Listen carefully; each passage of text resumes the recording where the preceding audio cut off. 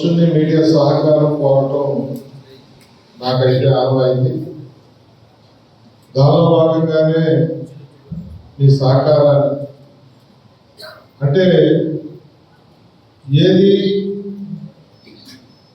ఉన్నది లేనట్టు లేనిది ఉన్నట్టు, లేకపోతే నన్ను ఏదన్నా ఎక్కువ చేసి లేకపోతే నాకు ఏదో మేలు చేయమని కోరదు. కానీ ఏదైతే నేను నష్టపరుచుకున్నానేమో తప్ప నా ఇంటి నుంచి తెచ్చి రాజకీయాల్లో పెట్టాను తప్ప నియోజకవర్గం నుంచి సంపాదించుకెళ్ళి ఇంట్లో పెట్టింది అయితే ఏమీ ఉండదు. ఇది నిజం. అందుకని విలేకరులు మీ ఉద్యోగం రీత్యా మీరు బాధ్యత నిర్వర్తిస్తున్నప్పటికీ సమాజంలో మీది ఒక ముఖ్యమైన పాత్ర. మీరు కూడా ఈ సమాజంలో, ఈ రాష్ట్రంలో వ్యక్తులు ఈ రాష్ట్ర బాగు కోసం, మన ప్రాంత బాగు కోసం ఎవరైతే కరెక్ట్ అనే దాని మీద మీరు కూడా ఆలోచన చేయమని.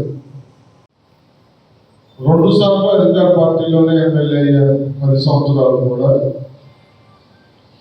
కానీ ఎప్పుడు కూడా ప్రజా వ్యతిరేక నిర్ణయం కానీ నా సొంత లాభం కానీ చూసుకున్న రాజకీయాలు చేయలేదు.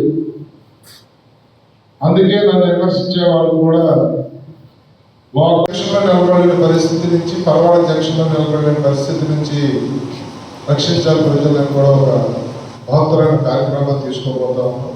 ఇవన్నీ జరగాలి అంటే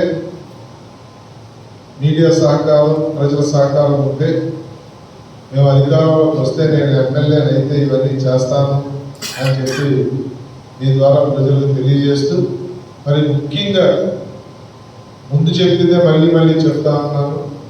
మంచివాడిని అనుకుంటే, పని చేస్తాననుకుంటే మీ ప్రాంత అభివృద్ధి మీరు కూడా కోరుకుని నన్ను ఆశీర్వదించమని చెప్పి మేము కోరుకుంటా ఉన్నాను.